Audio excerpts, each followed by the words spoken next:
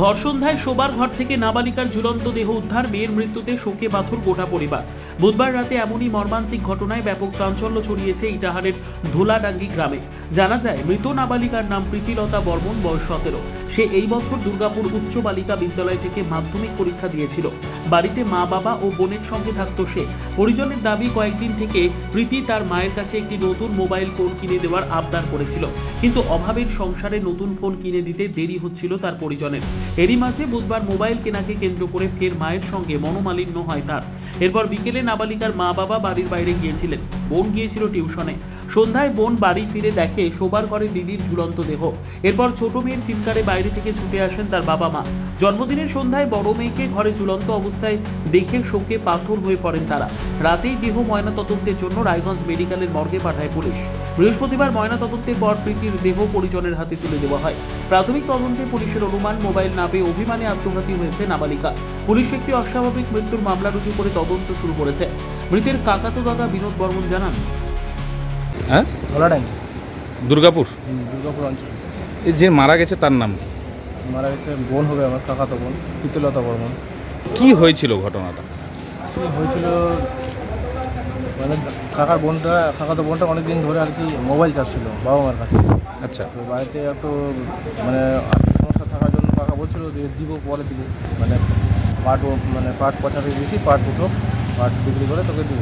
আচ্ছা। তো এবার পাট উঠে গেছে, পাট উঠে যাওয়ার পরেও হয়তো দেয়নি। এখন ওর রাগ বাড়ছে নাকি, কাকার সঙ্গে যখন বলে যে দিব, পরে দেবো, তখন কিছু বলে না।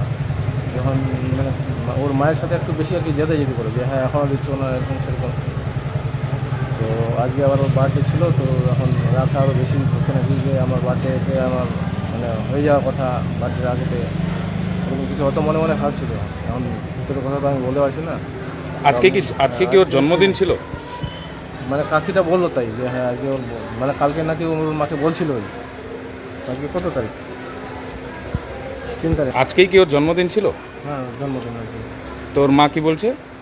মাকে কালকে বলছিল ওই কাকাতো বোনটা যে কালকে আমার জন্মদিন। আচ্ছা। তারপরে তো আমি বাইরে ছিলাম বিকালে, তো আমাকে ফোন করলো যে এরকম হয়েছে ঘটনা। তো আসে দেখি, কে দেখলো প্রথম? প্রথমে দেখছে ওর ছোটো বোন ছিল একটা। আচ্ছা, ওকে বাইরে থেকে এসে দেখছে? না, ওই হ্যাঁ টিউশন গিয়েছিলো, টিউশন থেকে আসে দেখছে যে এরকম গেট লাগানো আছে। তো এবার মানে গেটটা খুলে দেখে যে এরকম ব্যাপার। তারপরে এখন কোথায় এসছেন? এখন তো এটার হসপিটালে নিয়ে আসছে। তো রায়গঞ্জ মর্গে পাঠাচ্ছে? হ্যাঁ, ফর্মালিটি অনুযায়ী তো নিয়ে যেতে হয়। তো এ কি পড়াশোনা করতো? পড়াশোনা হ্যাঁ, এইবার মাধ্যমিক দিল দুর্গাপুর গার্লস স্কুল থেকে। আর বাবা কি করে? বাবা কৃষিকাজ করে। আর ওর কি মোবাইল কি আগে ছিল? মোবাইল ছিল, অনেক দিন আগে ছিল। সেটা কি ওই যে পড়াশোনা ডিস্টার্ব হতো, মানে মিস ইউজ করতো, ওই জন্য মোবাইল টাকাটাকে মানে ভেঙে দিয়েছিল। আচ্ছা, তো এমনি কি কোনো সম্পর্ক কারোর সাথে কিছু ব্যাপার? ওটা- সেই জন্যই কি মোবাইল ভেঙে দিয়েছিল? না না, ওরকম কিছু ছিল না। মিস ইউজ করতো, মানে পড়াশোনার বাইরে অপব্যবহার করতো, ওই জন্য মোবাইলটা রেখে ভেঙে দিয়েছিল। ব্যুরো রিপোর্ট, উত্তর বাংলা সংবাদ।